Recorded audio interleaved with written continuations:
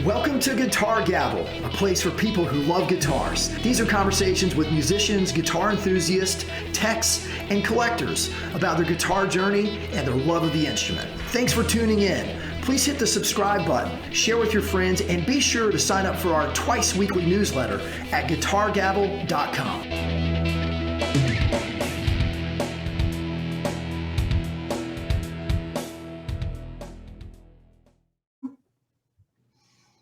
Hey everybody, it's David Still. Welcome to the Guitar Gavel podcast. I would like to thank you for taking your time, your precious time, to hang out with me and Jonathan. I'll introduce our guest here in just a second for the next good little spell. So thank you for your time. Listen, if you enjoy what you're watching or what you're listening to, please leave a review. That would be super helpful. A thumbs up or 5 stars and a comment too. Joining me tonight is Jonathan Robinson, man. We're both in the same state, which is crazy. He's on one end. It's about 3 hours away. I'm in the mountains of North Carolina, and he's I would say closer to the coast. He may disagree, man. He's just in eastern North Carolina in Southern Pines. And Jonathan, my friend, is a musician. He also is an expert guitar person. I'm throwing you under the bus, man. So you can defend that statement. He works at Casino Guitars in Southern Pines. He's going to talk about that. He's also got a band, Jonathan Robinson. A trio, if you will, or Jonathan Robinson solo. He's for hire. They are for hire. Yeah. So check out their website. You can find casinoguitars.com. You can find Jonathan Robinson, jonathan-robinson.com. Yeah, that's the website. Yeah. And check out his music, Instagram. He's all over the place, YouTube channel. And I'll let him, justly do that introduction justice. But Jonathan, there we go. Thanks so much for coming on the show, man. Really appreciate your time as well. Thank you for having me. I really appreciate it, man. It'd be fun. We're looking forward to it. So Jonathan and I have been flowing for a while off camera, and don't tell me all your stories, man. We got to save the good stuff. So man, we've been jamming for a while. Yeah. He told me a couple. We may have to revisit 1 or 2 of those. So we're going to go kind of all over the place with this one, since Jonathan's got a storied history playing and has also played in Nashville. So he's got some of those stories. He's got guitar stories. He's got Casino to talk about. And then of course his current music as well. So we want to hear all about that, but we do start off generally talking about guitars, man. So we're going to go there first. And awesome. Jonathan's got a few honeys behind him. He's like, man, I've just got X, Y, and Z. I'm like, you got like the 3 that, the 3 that everyone needs. If you just had 3, you've got them. And I'm going to shut up. We'll get to that. So let's just go with the baseline question, man. When did you first start playing? Tell us about that and what guitar you started on and kind of where you went from there.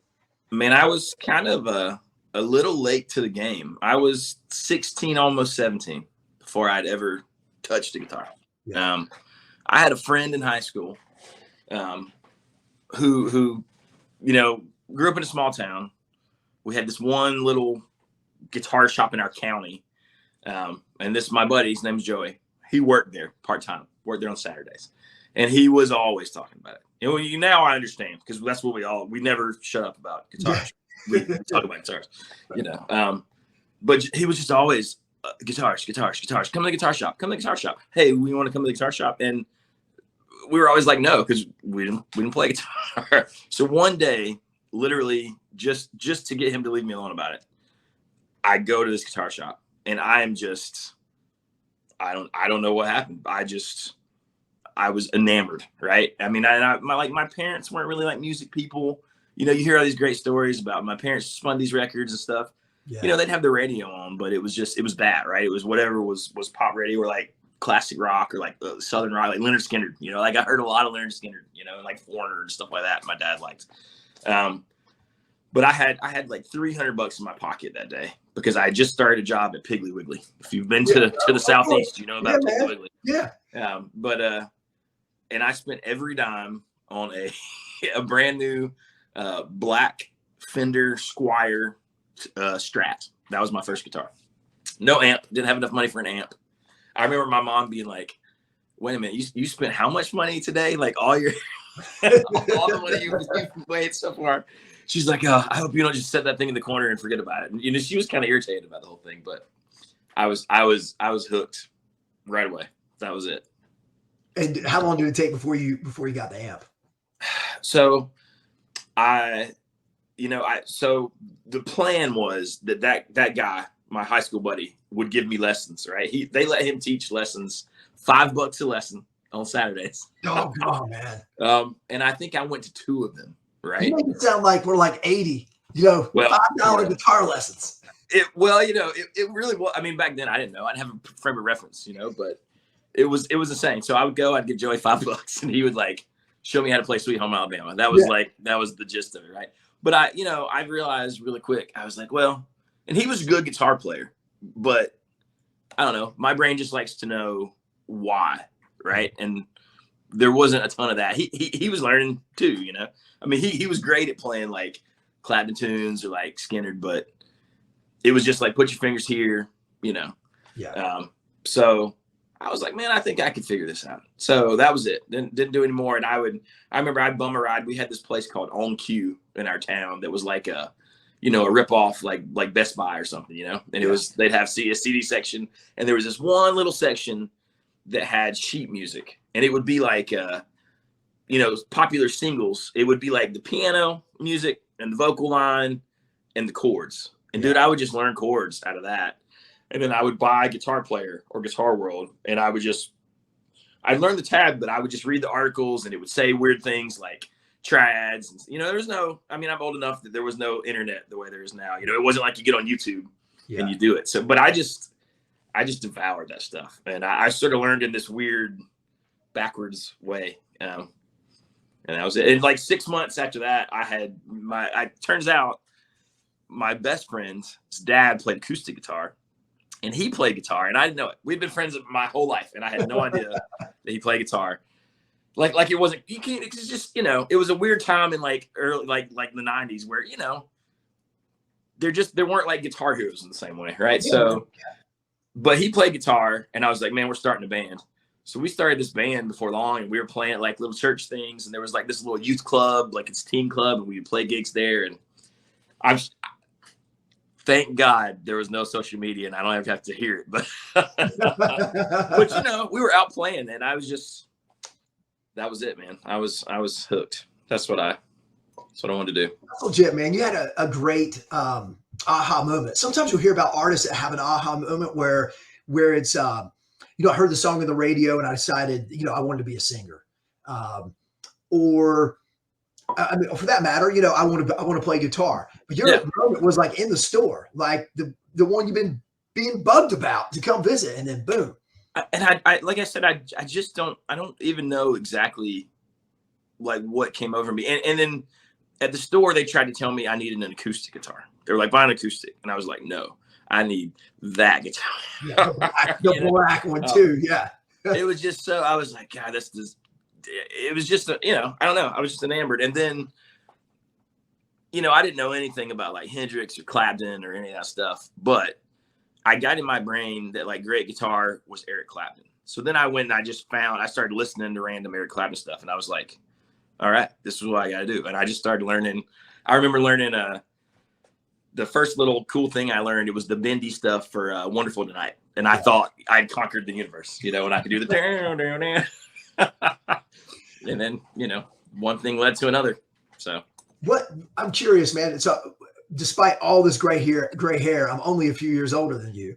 And we were talking about that earlier, but what were you listening to when you were 16? Like, what were you into? So it was funny because I already loved I wasn't listening to the same stuff my friends were listening to. Like a lot of my friends were into like rap and hip hop, and it was fine. I didn't hate it, but it didn't do much for me. And I loved stuff like the Eagles. I'd listen to the Eagles. I would just listen to that greatest hits record over and over and over, the CD, But I was listening to stuff like Green Day, and I'd listen to Nirvana. I loved all those bands like it was like Matchbox 20 and like Third Eye Blind. I listened to like Vertical Horizon. A lot of that stuff I loved, you know what I mean? Yeah. And that kind of all that weird, well, I say weird, but it was a very particular time where it was like that sort of acoustic rock, like Sister Hazel, you know what I mean? I listened to that. I was right there. I saw Third Eye Blind in Charlotte. I can't remember what club. I was like my freshman year in college that summer. I don't remember where it was. Yeah, I'm same page. Sister Hazel, yeah. I took my sister.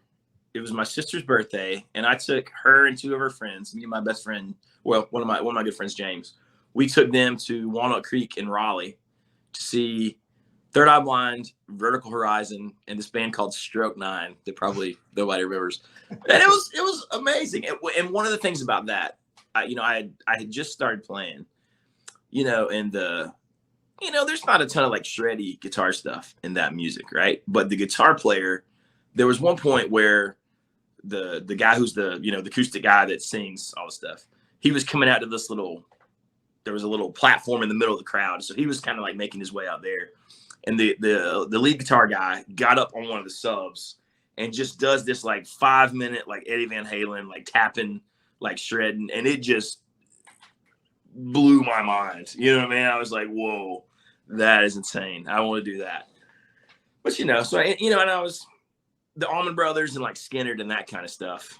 It wasn't even that that was just like part of it was just always around, right? Just growing up where we are, That's right. So that stuff was just great. Like I do that stuff. That sound was just it was just a thing, right? Like that was normal for me. So that was a good influence that I didn't even realize until later, probably. Yeah. So Kind of staying on the guitar track, and as you're progressing as a player, what was that? What was after the Squire? So I had this. You asked me about the amp, right? So there was this great guy. There was this group of guys at my grandparents' church, and they all sort of played acoustic guitars. But I had no acoustic. But there was one of the guys owned a Quick Lube, and he let me.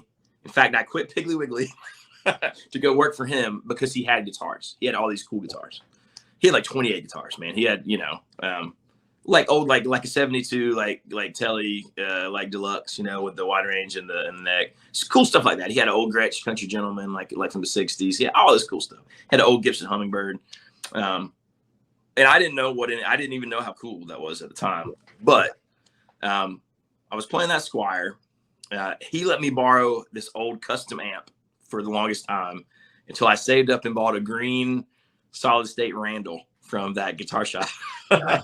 And but then we were actually starting to play, and that guy's name was Bob Chavis, and he was super supportive, man. And he would show me things, taught me so many things just by being around him. But he essentially gave me, I don't know if you've ever seen these, they were called the Paul Gibson, not Les Paul, the Paul. The Paul. And they were brown, and they had those dirty fingers pickups. Yes.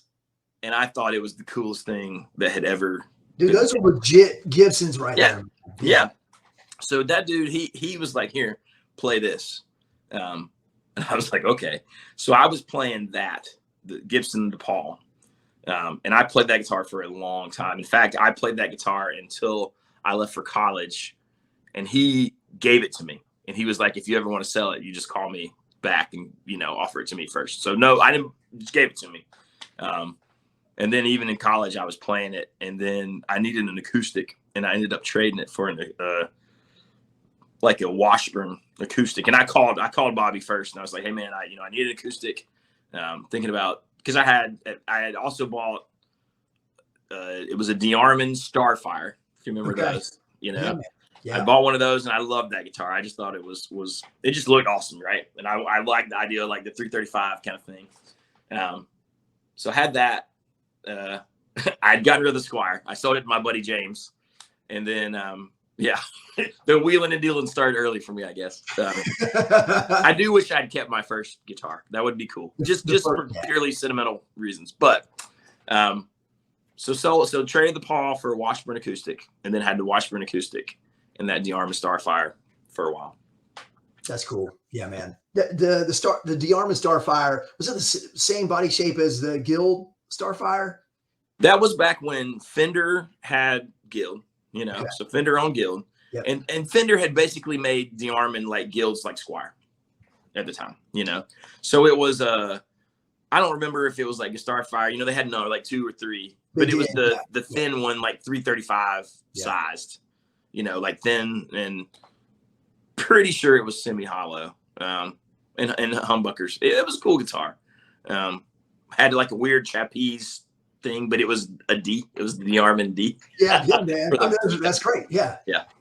If you're gonna put a trapeze on it, then you might as well have your insignia on it too, man. Why not? Right, You know, right. That's what we would do.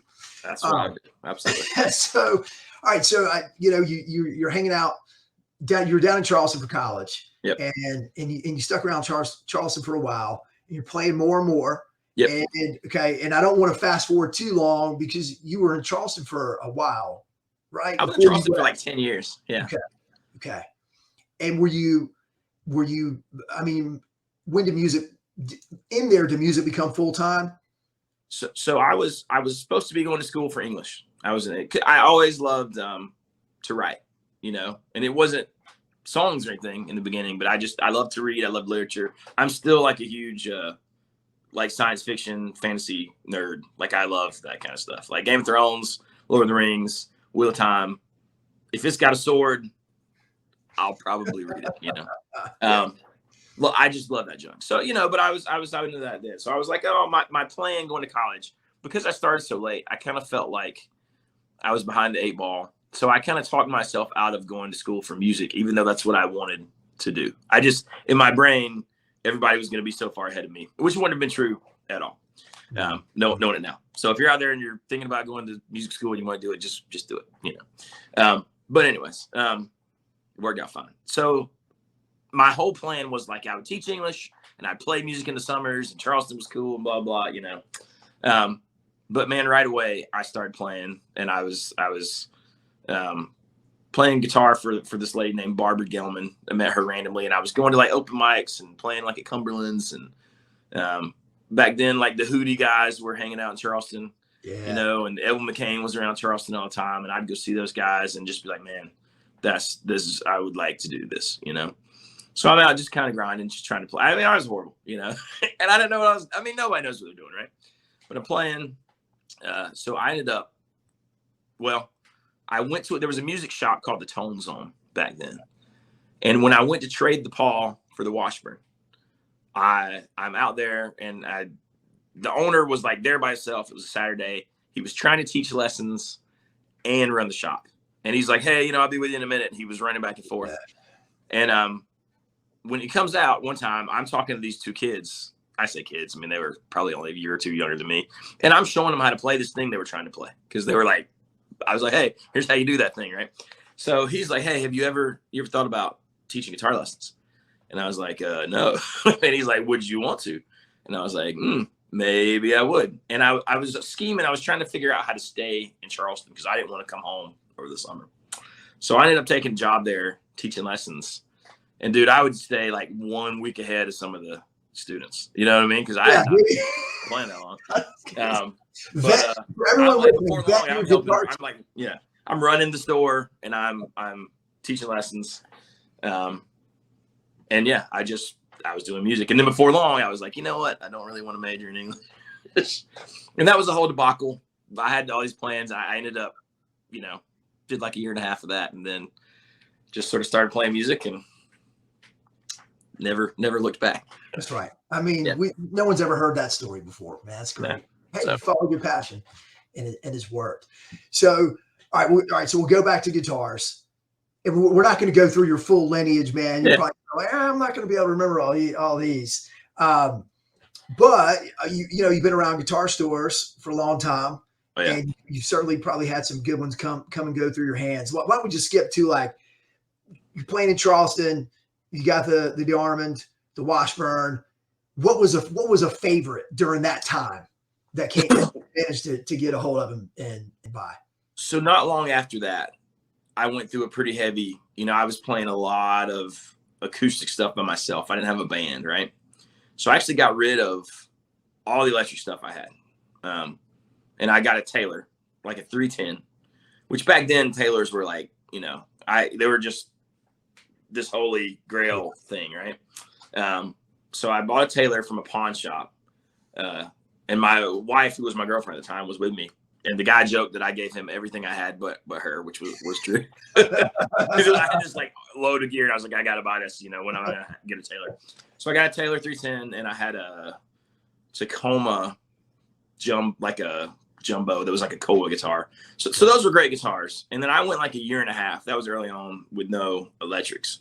But then, you know, fast forward, I ended up buying a Highway 1 Telecaster. Okay. And I played for a long time. That was a great guitar. And then eventually I ended up with a Gretsch Tennessee Rose, the thin one with the faux F-holes. Mm-hmm. That was fantastic. It was like a 2003. Found it in the pawn shop in Charleston as well.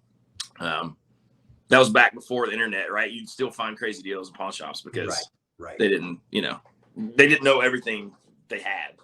But I didn't either. And when I saw that, I thought it was fake because I was like, oh, there's no way it's got fake F-holes. And then I went looking up. I was like, oh, that's a really cool guitar. So I played that guitar for a long time too, and that kind of started I've always had sort of a obsession / just you know, affinity for Gretsch stuff and Bigsby's, and that was probably the beginning of that. So those were pretty good standouts through the Charleston time, you know. Yeah. So you've got a few behind you. Yes. And I know. Well, it seems like you balance the three well from what I've watched in terms of which one gets, you know, they'll get loved on about the same amount. But I'm going to make assumptions here, which is always dangerous. You tear all of them up, man. So I'm trying to figure out how to go with this. I'll just say it. The Tele, it is, I don't know. Do you lean into that a little more? And did you ever just fall in love? Like, how did the Tele love begin? And maybe it was the Highway 1. So the Tele, the reason that I love Teles is because, well, so that little shop that you know I told you about in Rockingham, they used to have this little, like a wine red, just a Tele standard made in Mexico. And I don't know. I was always fascinated. So my love of Teles kind of started back then. And then I was a Clapton fanatic. And I remember seeing him play like the Blind Faith stuff where he's playing the Tele custom with the binding with the Strat neck on it. So I just always loved Teles. But then got to Nashville. And in my brain, I was like, oh, you got to have a Tele. So this guitar, I was working at Guitar Center in Nashville. We ended up, I'd sold my house in Charleston and decided I wanted to buy a Tele. And my boss actually begged our district manager in Nashville to let me buy this thing because it was what you call Y-coded at Guitar Center. I won't go into that, but employees aren't supposed to be able to buy those things because they're crazy discounted. But anyways, he let me buy this thing for ridiculously little money. And it was just, I was super in love with it. So my first like high-end guitar, first custom shop, and it is the one that I currently have had the longest. I've had this guitar for, gosh, right around 10 years. Most of my Nashville tour and stuff was with this. So much of my Broadway stuff was with this guitar. So, you know, it is pretty near and dear to me. But it's just a Fender custom shop, 52 reissue. In sparkle red. It was, you know, it was relics when I got it, but it's actually worn quite a bit since then. You know, you can see, I can look at pictures and see, like, I don't realize it until I look at pictures, how much more actual like finish that I've lost. And I've sweated through 3 sets of saddles. I just had it refretted with stainless steel. So it's just had its first refret. But man, I love this guitar. It's probably the first guitar I ever had that I was like, I'll never part with this.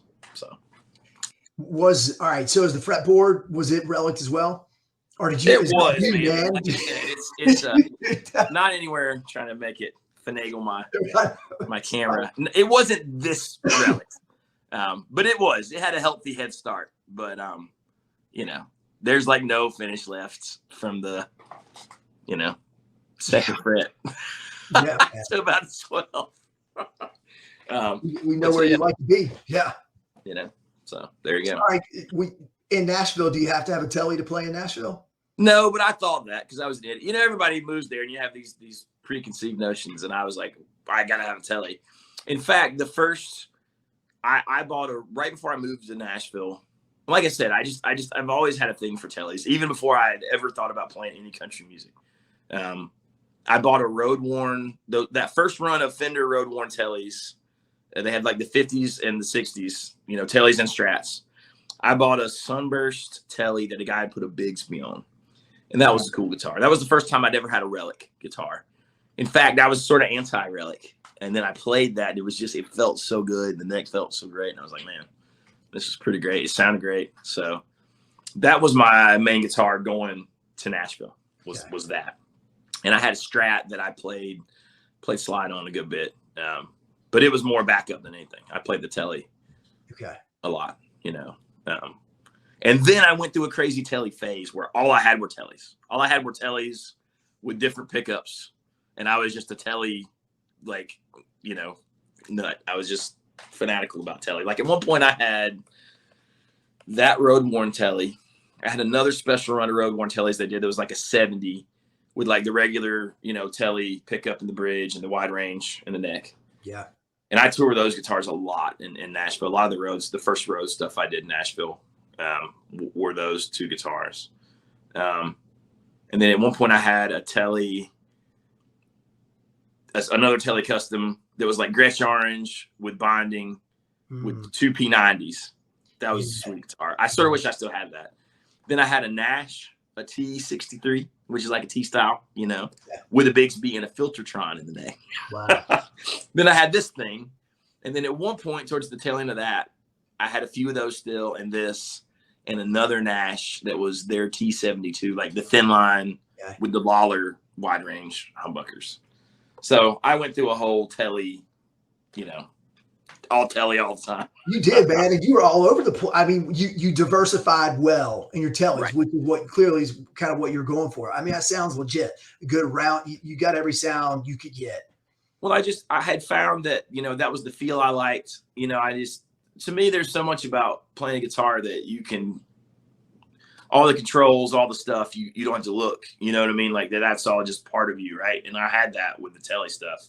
So I just kind of thought, okay, I love the way these feel. I like the way they respond. So if I can just have different pickups, you know, in the same feel, good. I'm done. Yeah. You know, I'm sold. So did I assume right? Do you lean to the Tele or am I off? Forever I did. Forever this Tele, it was just home. You know what I mean? If I had a big gig or a gig where I just like was not 1,000% confident, it was not even a question. This was the guitar, you know, or those Teles were the guitar, but eventually this one was a guitar. But then the frets got worn down so much. It got hard to play for a while. And I just got it. It's only been refretted for maybe a couple months. Right. Wow. Okay. So I got to the point where, and it's one of those things like when your frets get like that, you know, I had them like ground and polished and leveled up a million times. Right. They were just like little vintage frets, nothing. And I didn't even realize that it was that hard to play until I'd pick up my other guitars. So for a while, it was good because it forced me to pick up the Strat a lot more, or the 335. You know what I mean? Like, so it was, you know, that was a good thing. But cool. Yes, you were right that for a long time, I very much leaned. Okay. To the Tele. So I was halfway right. We'll take it. I'll take a win in that category. You should. That's fair. So, all right. Well, then, so you've got a Strat behind you somewhere. Yep. What did you, and I definitely want to see it, but did you get on a Strat kick at all? Or did you just kind of always like had one? I say always, but you know what I mean? Like once you got one, you always have one after the Squire, of course. I was Stratless. After I went on that Tele kick, I was Stratless for a long time. The thing that got me to buy a Strat, there was a couple things going. So I had started working at casino. So that's actually the only guitar that I've ever bought. Well, from casino. From where you work, yeah. So, but I was touring. So I was living in North Carolina, but I was playing with a jam band from Nashville called Riverbend Reunion. Okay. And I was playing that thin line Tele a lot because it was a little thicker sound. It was pretty even between that red one and that thin line Nash. But you know, that Strat was on the wall. And I was kind of obsessed with it. And then we were coming back from a gig in Mississippi on New Year's Day. and our RV and our trailer caught on fire on the side of the interstate and burned everything. Now, I had my mono gig bag in the RV with me, luckily, and I managed to grab it and got out. But man, we lost like 30 grand of equipment. 2 amps. Well, two of my amps, and then like John's rig and all everything. We just lost a ton of stuff. But so then, you know, and the insurance, that's a whole nother story. But as we were like making money, and we did a GoFundMe, and people were super kind to us, because that happened, and we literally had 10 days, and we were supposed to be on this like winter tour. But we made it. But I bought that Strat then. So I like, when I started getting money back to rebuy some of that gear, I juggled some of it and bought that custom shop Strat. Wow. And I didn't have enough money, but you know, Baxter was kind enough to let me take it and pay it off. Yeah. None of us have ever had to do that before. No, of course not. Do you have that one behind you, or is it just let's take a look. So this is a 62, and it is metallic teal aged. Yeah. Over black. Man. So it's you know, and I just sort of I just fell in love with it, you know. I mean, it's just a gorgeous guitar, and it sounds amazing, and it plays amazing. You know, I mean, it's just a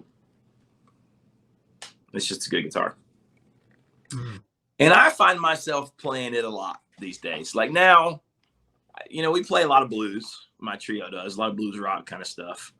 It's probably my favorite guitar to play slide on right now. And I you know, I love playing slide. So I play the Strat a lot right now, but yeah, so so when I bought this guitar, I had not had a Strat for probably 5 years. I had been Stratless for 5 years. I was just kind of over it. You know what I mean? I just, everybody had Strats, everybody played Strats. And I was the Tele guy. You know, I love Teles. Yeah. But I don't know. It was the right time when I got it. I don't know.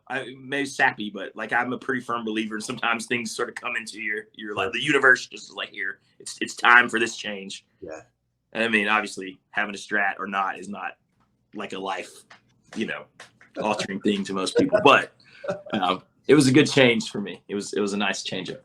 So cool. That's right. Yeah, man. It forced you, the fire forced you into it, which is, that's like another podcast. It sounds like, man, that was insane. Imaginable. That was ridiculous, but well, you know what? Let's not even. If people want to hear the story, there's a video about the whole thing on my YouTube channel. So okay. Jonathan Robinson on YouTube. And there's a whole thing. There's pictures. You can see the whole thing. So perfect. Well, hey, you know what, man? Great segue. Let's talk about YouTube for a minute, man. So I know you've got a channel you've been hitting hard for a long time, and you've got a loyal crew of followers. For those that are the uninitiated, talk about your YouTube stuff a little bit. What you've got going on there? So my channel is fairly wide. Like, you know, some of it is our live performances and clips of that, sometimes whole songs. There's that kind of stuff on there. Some of it are lessons. So like there's 2 that I really love. Well, I did a whole little mini series on talking about how I think about modes, which I think I mean, not to say that my videos are fantastic, but I was fairly proud of how that came across. I thought it was, you know, they were good explanations, I thought. So there's that kind of stuff. And then sometimes I'll just talk about topics. Like I've always been an amp guy and a 2 amp guy for a long, long time. But I just recently bought an HX Stomp XL. So I did a video just kind of showing some of the sounds and talking about why I finally sort of entered the modular world. And, you know, the scenarios, because I think it's cool to chat about those things and why would you do that or why would you not do that? So you find sort of all the videos fall into one of those sort of 3 categories. And, you know, I think, I mean, I've had a YouTube channel forever, but I've only fairly recently been serious about it. But part of that was doing YouTube with Casino. Because our channel really, really blew up over COVID, you know, where everybody's locked down and they're sitting at home and they need something to do, I guess. But we're almost to 50,000 subscribers now. Man, that's impressive. Yeah. which still kind of blows my mind, because a lot of that channel was me and Baxter, the owner of the casino, just sitting there talking. The fact that people tune into that every day, still a little wild to me, but I'm very grateful for it. So thank you if you watch Casino Guitar. And I've watched a little bit of Casino. Presumably y'all are taping that at the, I say taping, you know, you're recording it at the store. Yes. Right? Okay. Yeah. You don't have a separate spot. Yeah. Yeah. And Casino, I mean, prolific, man. Videos coming out all the time. We do like 5 or 6 a week. Yeah. It's normal. You know, that's the normal schedule. We're actually, this past week we've been off because Derek, who shoots all the videos and edits everything, it was his birthday, and so he took a trip to Mexico. So he took a much deserved week off, and then so Baxter actually took a week off. He's up near you. He's in at Grandfather Mountain. Okay. Yeah. So, you know, no videos this past week. There's been no. Good, man. You get a little vacation too. That's right. Yeah, man. Sweet. All right, so then you've got one more behind you, and it's not a Fender. It's not. So tell us the backstory on this one and how it kind of came to fruition. This one is probably the best story, honestly. Great. So I have always wanted a 335. You know, like a good 335, right? And one of the guys that I still play for now, his name's Robbie Cummings. Fantastic songwriter. He actually won a couple years ago. He won there's the Native American Music Awards. He won Song of the Year for that, which is a national thing. So Robbie, you know, he does all kinds of cool things and lots of cool festivals and conferences and things. And I play for him a fair amount. But so he got invited to play at the Ryman Auditorium for like a streaming event during lockdown by Ricky Skaggs, which was super cool. So I got to go play at the Ryman with all those folks, which was stupidly cool. There's video of that on my channel as well. But if you want to hear the set, the whole set's on there. But so we have a friend at the guitar shop named Peter, who is a super nice guy and has some great guitars. So when he heard that I was going to get to play at the Ryman, he said, man, if there's anything I got that you want to borrow to take to play at the Ryman, you just let me know. And I was like, oh man, thank you. You know, that's a great offer, right? And I didn't think much about it because, you know, people say things like that. They're just being nice. But so part of it was that, and part of it was like, you know, I have my guitars, and I'm like, the red Tele, if I'm going to play a guitar at the Ryman, it's probably going to be the red Tele, right? Yeah.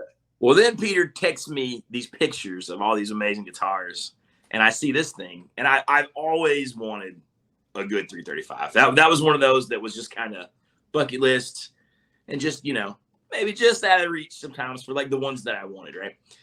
So, and all Peter's guitars are cool, and they were rare, or they're something makes them special. So I was like, Peter, if you're serious, since he brought it up again and texted me, if you're serious, I would love to play that 335 at the Ryman. And now this dude, he drove his crazy nice 335 to me that night. I was playing a random gig at like a country club pool with some friends, just a casual gig.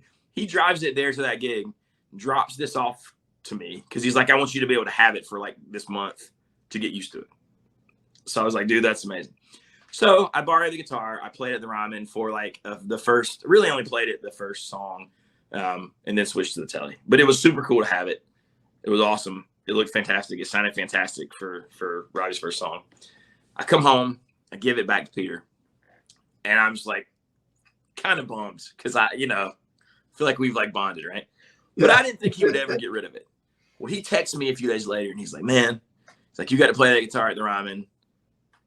I feel like you bonded with it. You know, he's like, I love it, but I don't know. He's like, I kind of feel like it should be yours. He's like, if you want it, I'll sell it to you. And I was like, man.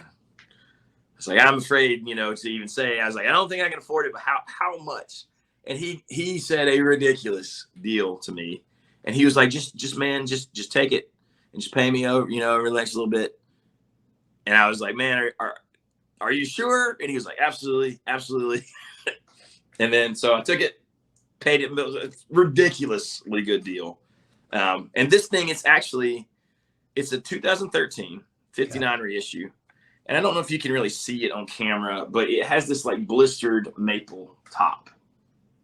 You can see those little like blisters. You can see it. Yeah. And it was like a special, cool thing that Gibson did that year. They had been saving up this wood. It was like from somewhere in Michigan.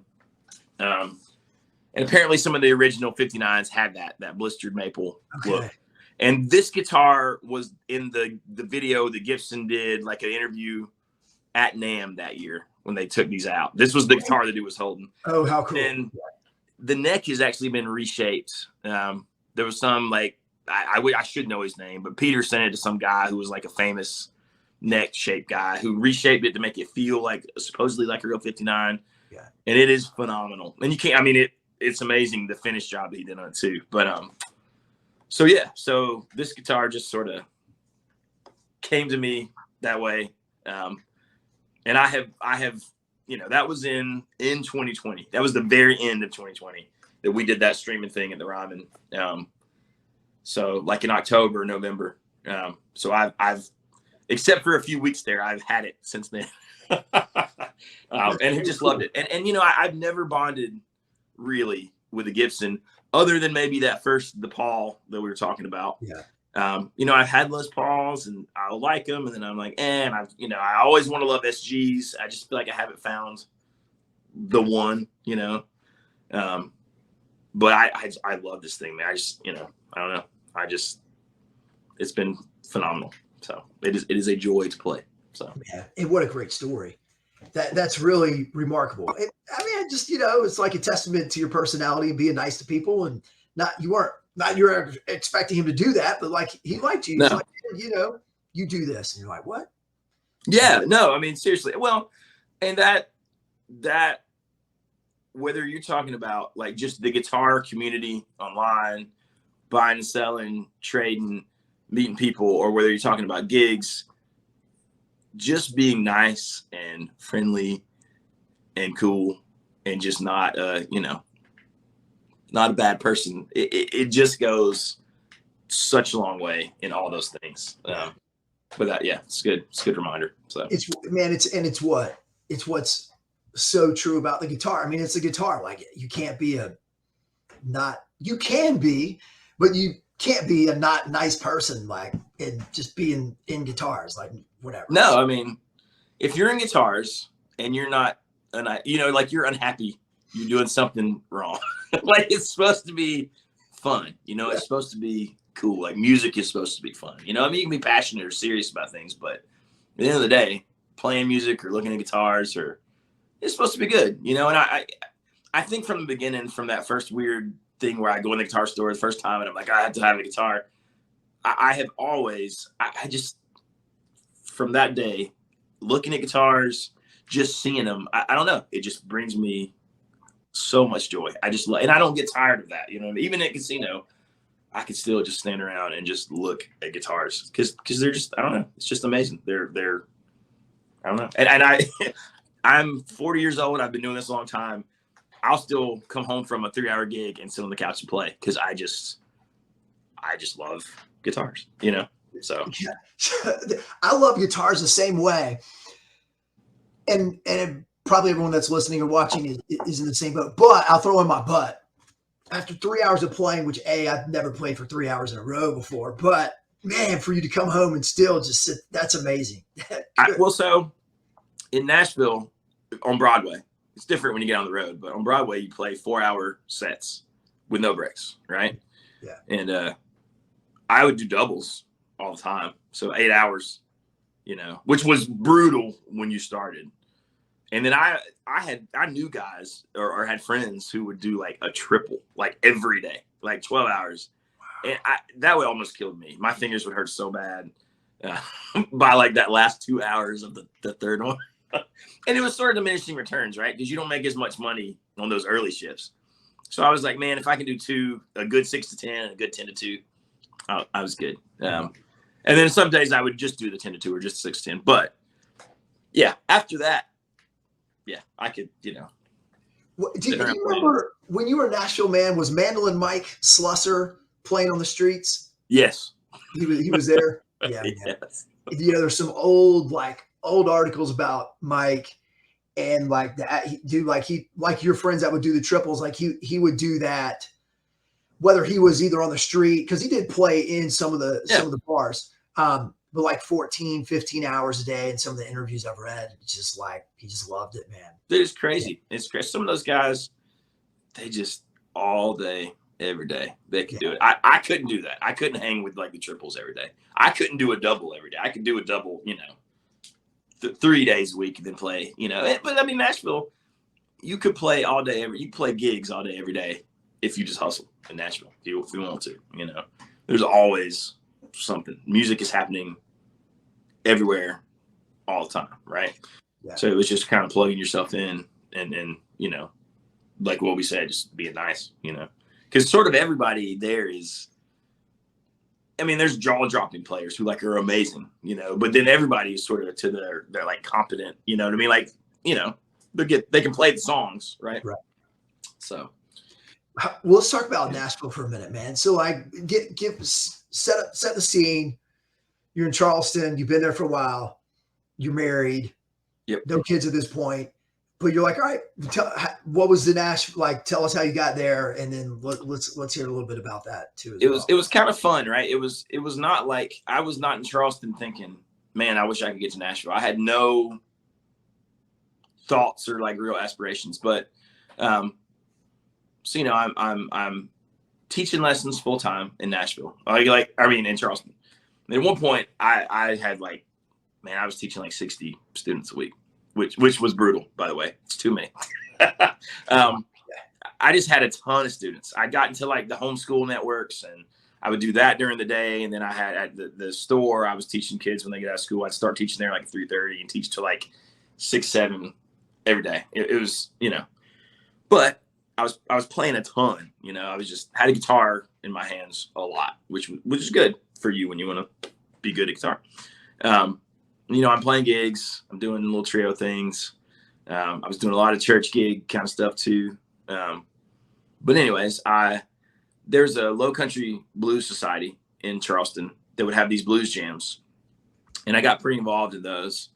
And I ended up winning King of the Blues through Guitar Center for South Carolina.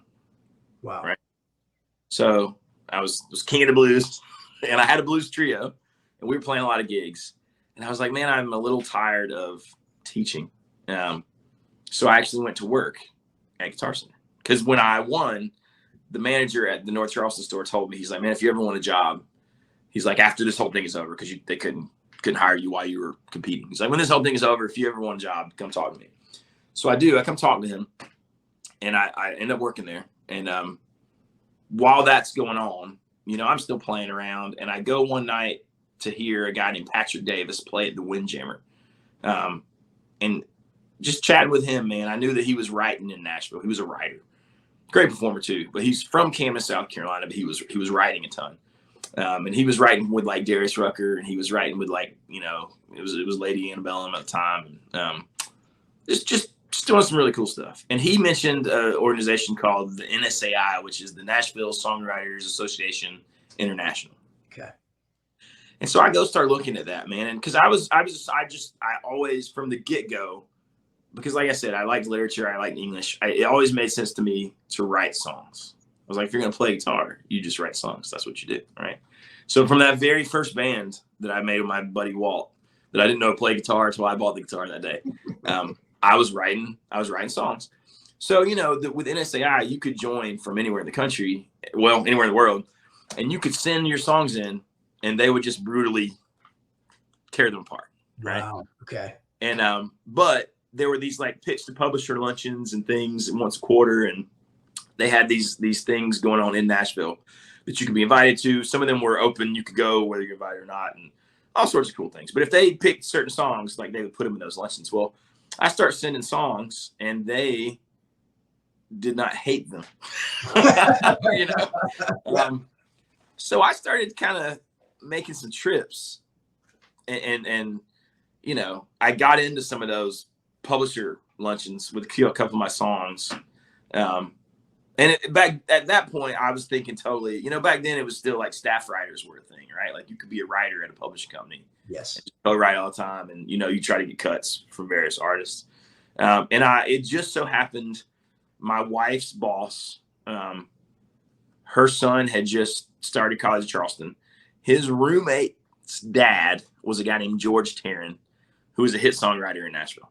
Written a ton of stuff for like Brad Paisley and like, Gretchen Wilson and Trace Atkins, and been doing it for 20 years, has like, I don't know, 4 or 5 number ones, a bazillion cuts, like a legit Nashville songwriter. Yes. Right.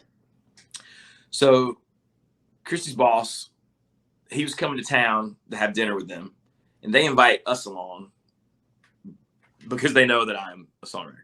And it was so awkward. Her boss is so nice, lady named Christine. And, but it was like, here's Jonathan, he writes songs. Well, and I was like, and I didn't want to push it or be weird or like be that guy who's like, here's my, CD. Yes. But of course I did have a CD of songs in my truck. And so at the end of the night, George could not have been more gracious. He's like, so man, he's like, do you have any songs? And I was like, yes, sir. So I give him the songs. He takes them. We kind of start corresponding, and he's like, hey, your songs are like a C, plus, maybe a B minus. And he's like, most of the stuff that's on like rock radio right now, I'd give like a C minus or a D. Cause he was in that like narrative Nashville. He's like, but your songs are the right length. He's like, you don't have too many words, not too long. He's like, I think you could come to Nashville and do okay. All right. So he kind of takes me under his wing a little bit and has just giving me some pointers and set up a meeting for me at BMI. So I start going back. At this point, I'm going back and forth to Nashville at least once a month. Oh, man, going to from Charleston. God. Yeah, from Charleston. And that, I'm meeting people, and I'm going to writers' rounds, and I'm doing it. And one of these NSAI things, there's a guy named Mike Doyle who was the vice president of Major Bob Publishing. Now, his dad was Bob Doyle, who sort of discovered Garth Brooks. He was Garth Brooks' manager. So that was one of the biggest sort of like indie, like independent, like not Sony, not Universal publishers on Music Row in Nashville. And they had guys like Jason Aldean, and they had the band Perry was actually, we talked about them before we started. Yeah. They were on that. That was their publisher. So he hears one of my songs at one of these pitch publisher things, and he keeps it, because you bring him on these little things. And he actually called, I feel like he emailed me that night, and he's like, hey, I do this thing once a year where I pick 12 writers, come to Nashville, and every Tuesday night we meet, and it's either like, other publishers or writers or producers. You play songs, you co-write with our writers, you co-write with each other. And we just, he's like, I give a lot of people single song contracts. I help connect you, and you see what happens, right? So he invites me to be one of those 12 guys. And I was like, I was sort of thinking about it. My wife was like, what you have to go. But he invited me, and it was literally, it was a month away, and you had to go and just be in Nashville for 4 months. Well, so I'd only been working at the Guitar Center, gosh, maybe a month and a half. And so I asked them, I was like, hey, any chance I could transfer to the Nashville Guitar Center? And they're like, ha ha ha. They're like, probably not. But I tell them the opportunity. He works it out where I'm supposed to transfer to Nashville. Long story short, I go, I love it. I'm like, this is where we need to be. I didn't really, my goal and my aim, I didn't even have a thought in my head of like playing live there. Wow. I was going as a writer, but I get there. I love it. I didn't leave. So Christy sort of finished out her job. I was there for about 7 months, and then she came too, until then we'd see each other. And my wife is amazing, super supportive and awesome. And we've sort of been there together. We've done the whole thing. We've been married since we were like children, 21. And so, she's been there for the whole thing. But I just loved it. So I'm writing, still talking to George. I'm playing writers rounds with folks. If you haven't been to Nashville, writers rounds are everywhere. Where you get up, there's 4 songwriters, and you just take turns. You play a song, you play a song, you play a song. If you're decent musicians, you know, you might play with somebody, or if it's your friend, you know their songs, maybe you accompany them. But you know, a lot of the songwriters, especially then, they weren't great players, right? Mm-hmm. So it put me in a situation pretty quick where I was okay. You know, I was a pretty good player. So, you know, they would be like, oh, I'm playing this showcase. You know, you want to come play guitar? Well, yeah. You know, or I'm doing a demo. You know, you come record? You want to come play on the demo stuff? You know, yes. You know, or then George tells me, you know, everything's changing back then. Like it was right when like everything's changing to streaming, and staff writer thing was sort of going away, and publishing companies were more like, you know, they were doing like the development deals that record labels used to do. So they were like really, when they signed a staff writer, it was really somebody who was going to be an artist, you know, not just a writer. So George tells me, he's like, man, if you can make money playing live, he's like, now's the time. So I'm hanging out. I'm going down to Broadway. I've never played country music. You know, I played a ton of Southern rock, but I've never played country music. And I just started going down there, man. And I would make it. I'd take a little pad, and I'd hear the songs. If I heard a song 2 or 3 times in a night, I'd write it down. I'd go home and learn it, you know. And before long, I knew the 100 songs that everybody plays. Yeah. And I would start sitting in. You'd have guys that were gracious enough to let you sit in.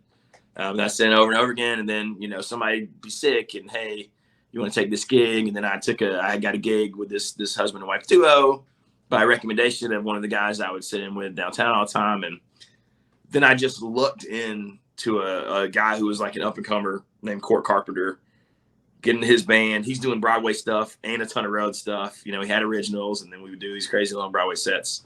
And then that was sort of it. And then I was in, you know, and then for long I was playing. I mean, I sort of skipped a lot of things because I got into his band, and like, you know, went sort of straight playing those great shifts and a really quick crash course and getting tips and taking requests. And luckily I had been a nerd about like theory stuff. And so I knew all the number stuff, you know, and I picked up the way they did it, the Nashville number system, really quick. And, you know, I learned a ton though, those first 6, 7, 8 months in Nashville. And through all that time, I got to Nashville. They didn't have a job for me at Guitar Center. I ended up working at Gibson. That was horrendous. First about 6 months, I went back to Guitar Center. And then I ended up doing this thing with Guitar Center where I would just do inventory. And I would work like one morning every 2 weeks. Because I was on the road and I was playing Broadway. But I kept my discount, you know. Yeah. And it was just like the guy, he was a great dude who was running the warehouse named Brian. First guy was Britt. He was amazing too. But Brian was running the warehouse. He was new. He was like, man, if you'll just stay and help me with the inventory. He's like, you just tell me. He's like, if you can't come this week, you can't come. And I made zero money. I mean, for a while there, I was actually working because I was building up gigs. But then at one point I turned in my notice right before my son was born because I was playing a ton. And he was like, no, please stay. You can do whatever you want. And I would like, you know, I was always sure the hammer was going to drop and they were going to be like, okay, you're done. You hadn't worked in 3 weeks, but no, never did. So, but yeah, that was how I ended up in Nashville. And then just kind of now at the end of Nashville, I took a gig for a guy named Dexter Roberts, who at this point, then he had been on American Idol. He got a record deal. Now he's been on The Voice too. He came in second place on The Voice a few seasons ago. But yeah, so I was doing a record deal. I was doing touring stuff with him. We were doing radio tours. I pretty much put the band together, and then his label imploded. Like the guy running it was embezzling money, and it was a crazy thing.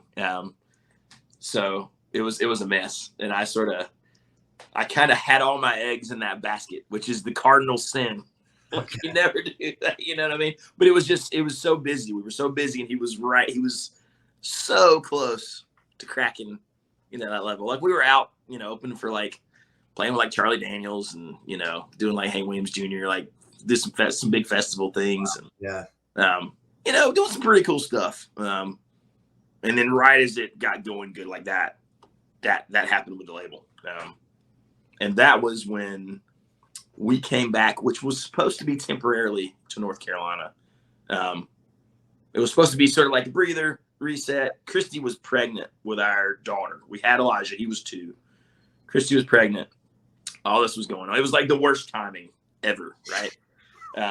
Which is how it goes down. Oh, yeah. Yeah, totally. You know, that happened. I'm supposed to be out touring and making money. It's like the season where everybody's supposed to be playing. Because, you know, some of the Nashville thing is almost like, you know, you play through the summer and everything. And it's because winter is tight, you know, so you save money. And we're like spending, saving. You know, it was a mess. But so we come back to North Carolina. Both of my kids were born ridiculously early. In fact, Elijah, I was in Nebraska on the way to play a residency thing at this place called the Grizzly Rose that we do in Denver. And Christy calls and says, hey, they said that you have to get home now. Like, I'm going to have the baby. And I was supposed to get off the tour and have a month, you know.